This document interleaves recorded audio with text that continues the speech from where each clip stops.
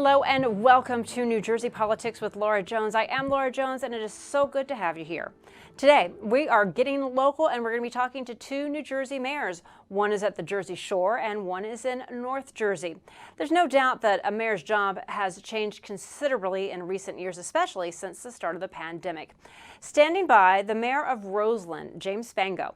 Roseland is a small borough in western Essex County, and we're going to be talking about governing through the pandemic and how the borough is focusing on community development. First, an Ocean County mayor has been holding fundraisers and even traveled overseas to help the people of Ukraine. At the same time, he's been getting his Jersey Shore town ready for what may be the first real summer without masks and mandates, an important milestone for businesses and visitors. Point Pleasant Beach Mayor Paul Kanitra joins us now. Mayor, it is so good to see you today. We are counting down the days till we get to the unofficial start to summer. And let's start out with what could be a really big summer for the Jersey Shore. For the most part, masks are gone, mandates are gone, businesses are open. So how do you think this summer will be different from last year and from the years before the pandemic? We're anticipating a totally normal summer here in Point Pleasant Beach, which is a great thing after having to deal with the pandemic and all the issues that arose out of that for the last couple of years. But last year, revenues were up, business was up, our parking was up 30%, and we expect that trend to continue for the borough and our parking revenues for businesses like Jenkinson's and Martell's that everybody knows all across the tri-state area, and all our family-friendly small businesses that benefit from the summer season as well.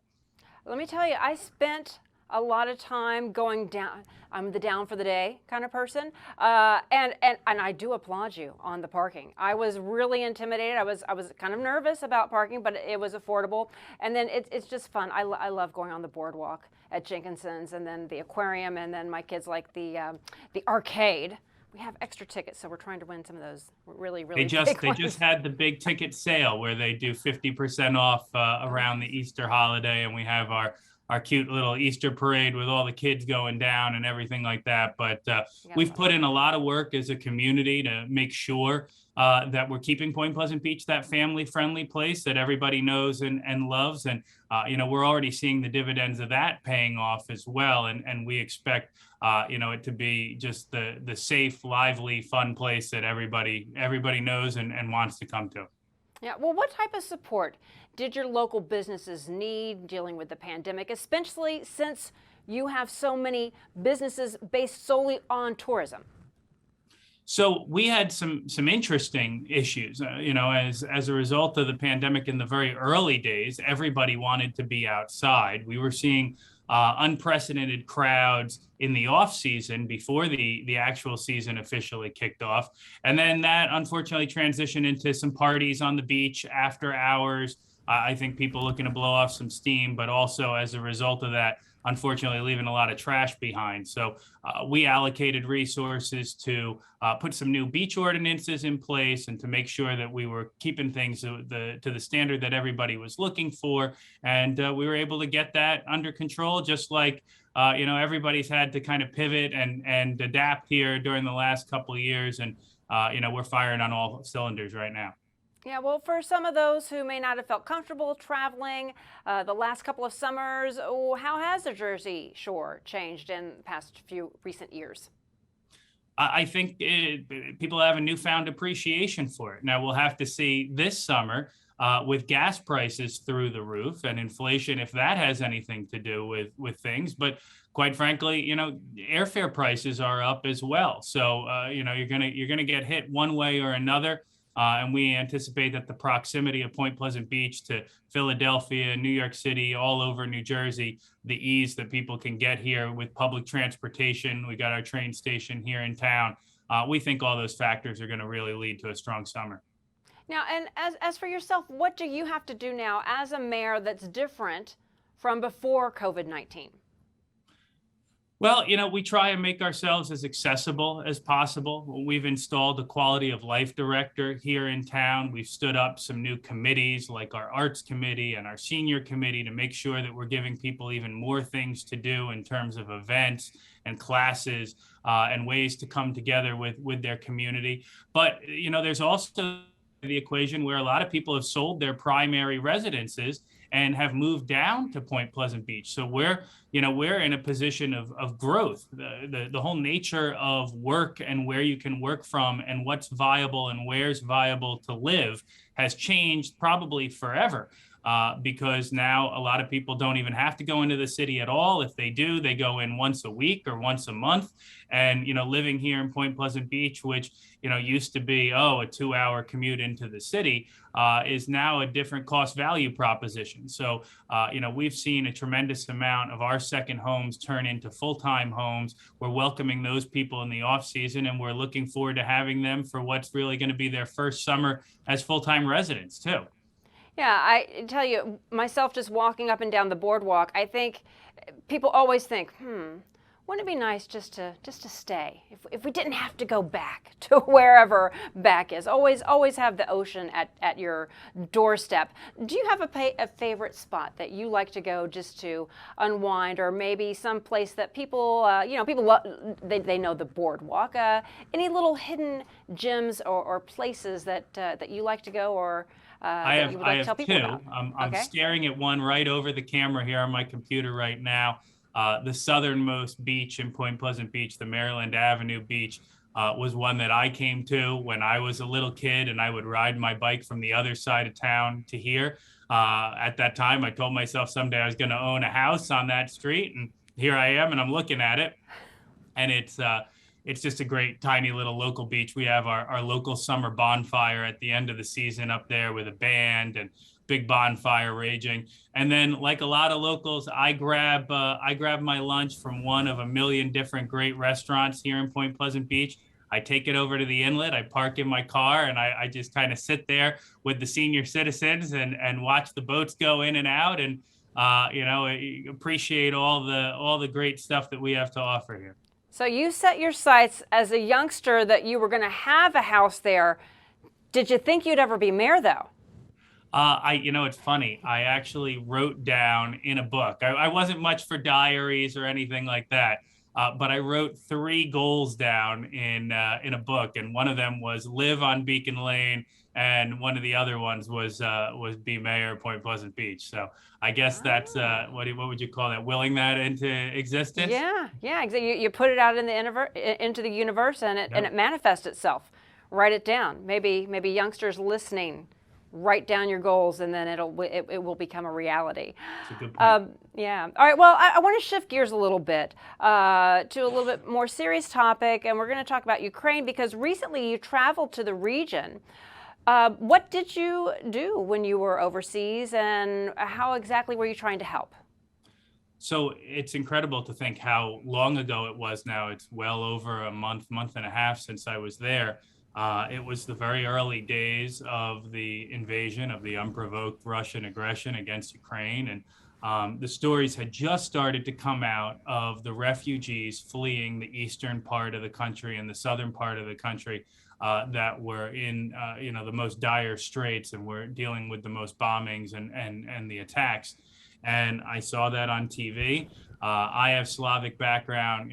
My grandfather came over from Slovakia. My great grandmother came over from Poland.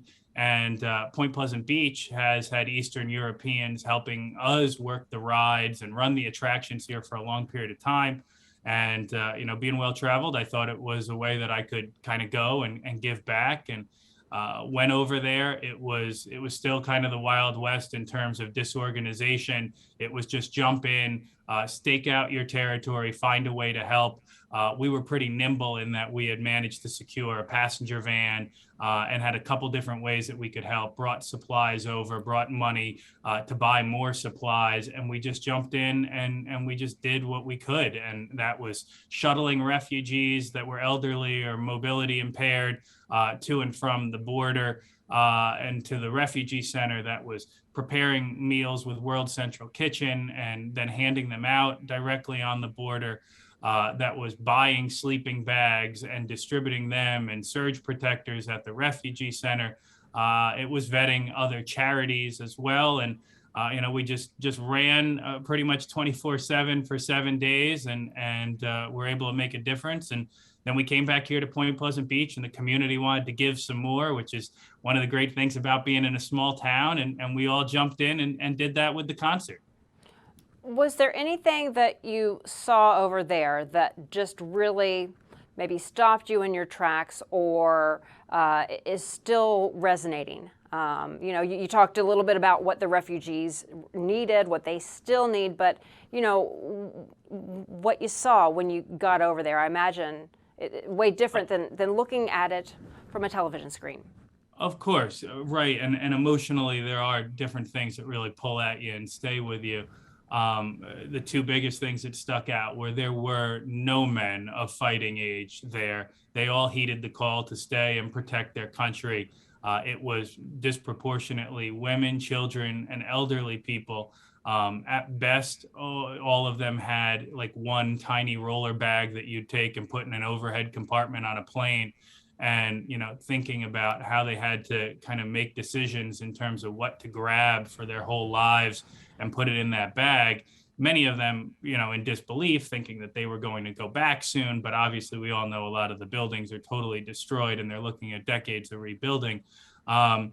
And then the kids themselves, Ukraine already had the largest orphan population in Europe before this incident. And now it's grown exponentially as a result of what's going on. So, seeing the busloads of orphans coming across with just a few adults to take care of them, and knowing that they had all the same adversities that everybody else was facing in terms of language barriers, lack of any way to kind of make a living, having to start over and with not necessarily knowing anybody or having a destination in mind. It puts things in perspective, especially when you consider that they were all kind of living normal lives like us. They were going to family functions and eating out and doing all those things, and then their lives were turned upside down in an instant. And here we are, over a month later, and no sign of it in stop. Yeah, it had to be just gut wrenching is probably the understatement of the year. But after coming back, you're running a number of fundraisers here in New Jersey to help support. Can you talk a little bit about that? Yeah. We figured when we were over there that we helped over 1,000 people, and we were really proud about that. But when we were driving to the airport, going to Krakow to come home, we were thinking, how can we help more people? Bobby Bandera, local musician that everybody knows up and down the Jersey Shore and throughout the state, reached out and said, hey, my buddies and I, we can help and we can jump in and we can make a difference. And we wound up raising over $200,000 was the number that we got to. And when you consider the fact that the supplies needed to put a bowl of stew or soup together is $1 or $2, that helps 100,000 people, and that makes a huge difference. And everybody's just kind of been looking for a way to help, however they can. And the fact that, we set a pretty high ticket price, it was $60 a piece. We wanted to try and maximize the revenue. And, 2,000 people showed up and all these sponsors stepped up. And then the fact that we were able to kind of celebrate together as a community and show our support. There were lots of Ukrainians there that had traveled from all over the tri-state area to come and show support. We had the Ukrainian Dumka chorus that had been on Saturday Night Live there, and they sang the national anthem. It was very surreal, and we're going to look at maybe how we keep doing Point Beach Cares in future years, because it was really nice to kind of jump all in and help a worthy cause. Well, if people are watching and they want to get involved and learn more, how can they get involved? Two charities that we ultimately wound up working with and vetting to, where we really felt comfortable were World Central Kitchen, which is who we worked with and who hands out food at all 8 border crossings and internally in Ukraine as well. In fact, their station in Kharkiv just got bombed about 3 weeks ago, and now they're rebuilding that. They're giving out meals in Kyiv as well, and some other very, very war-torn and ravaged areas of Ukraine. Every dollar there is going to put meals in hands. It's not a lot of administrative costs. And then Caritas Poland is helping to move and resettle a lot of the orphans that were over there. And we were touched by that as well. So that was the other charity that we thought could really make a difference. It's tough, the logistics. I know a lot of people want to send supplies over. Unless you have a conduit to be able to distribute that on the ground, stuff winds up in warehouses or just in piles. It's tough to get that directly into hands. So dollars do make a difference. All right. Well, Mayor, we thank you so much for taking the time to talk to us about your experience in Ukraine, and also to talk to us a little bit about the summer, which is just around the corner. And listen, I'm going to be down there this summer, so hope to see you when I'm down there. We've got our huge offshore Grand Prix boat race, biggest one in the country, here in June. We'd love to see you guys down here. Just give me a holler when you're here, okay? Deal. Thanks so much, Absolutely. Mayor. Bye-bye.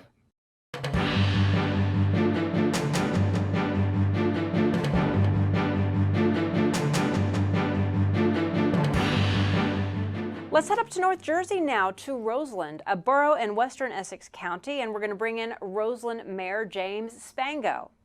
Okay, well, Mayor, it is so good to see you. Thank you so much for taking the time to join us. Thank you for having me. Well, let's talk a little bit about how your job has changed since the pandemic began. Well, I had basically 14 months into my first term as mayor, and we were hit with a pandemic. And maybe subconsciously, the way we prepared for it, one of my major goals was to bring community together. And I kind of rebranded our borough or town, and I used the motto, strength through community. And it never became more evident than when COVID hit. The community banded together. We started something called the Roseland Relief Fund, which was something that we would gather everything from toilet paper to gift cards to canned food and deliver it to residents in need, not only of sustenance, but also of gift cards for Christmas or Hanukkah, so the families could have a holiday season. We created and developed a mask that we sold that has the Roseland emblem on it and has strength through community written on the mask itself. All the proceeds went back into the Roseland Relief Fund and helped us fund that relief fund that, believe it or not, is still active today. Well, Roseland has been named multiple times one of the best places to live in New Jersey, and a relatively small town, about 3 square miles. So what is it? Even in, sometimes you have these small towns, you don't always have people, community members that get along. So what it is about your community that makes it so hospitable and such a great place to live? Well, you're right. We went from 117th to 14th best place to live in the state of New Jersey over the last few years. And it's attributed to the community.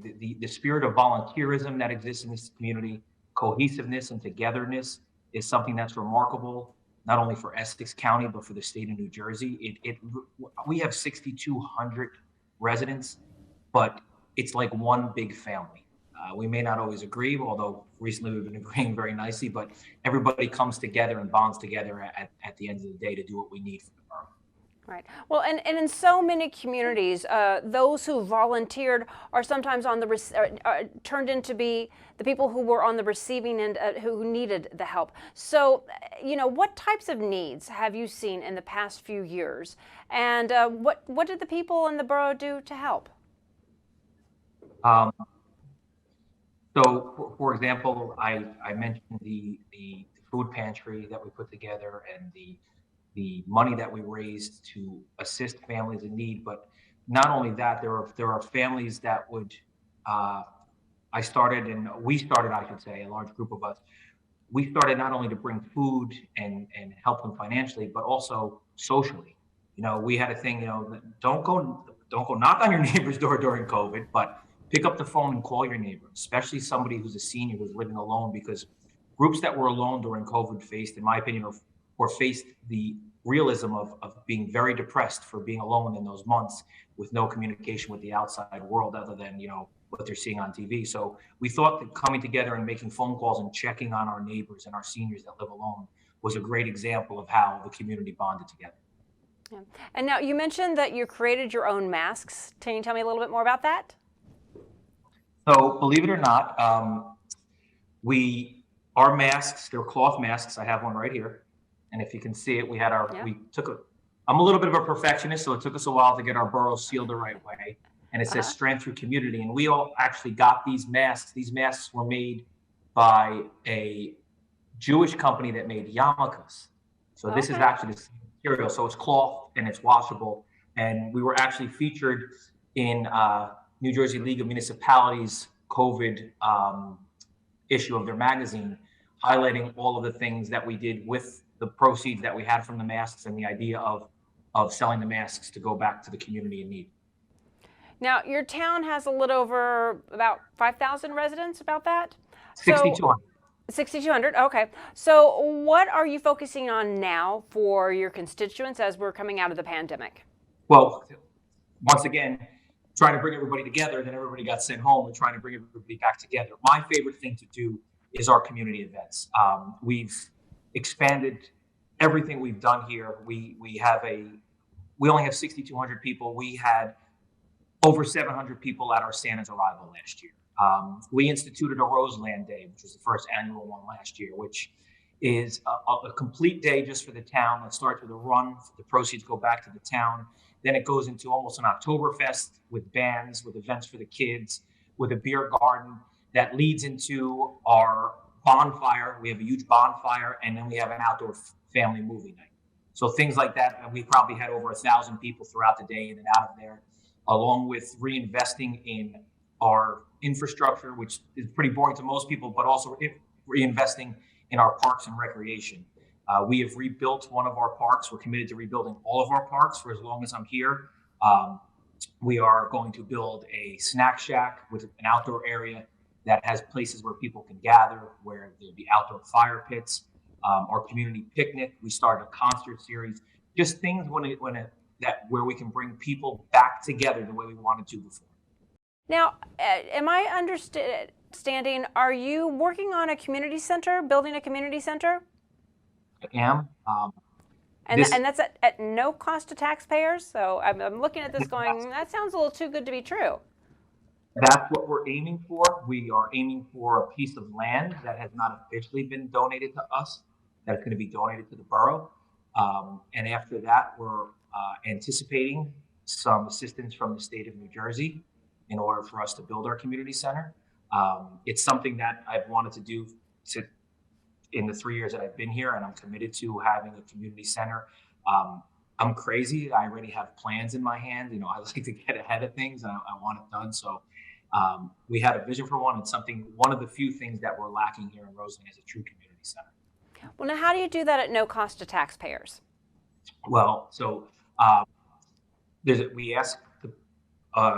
tract of land that an office building has that's of no use to them whatsoever. It's basically just a triangle of grass. And we say, they ask what we can do for the town.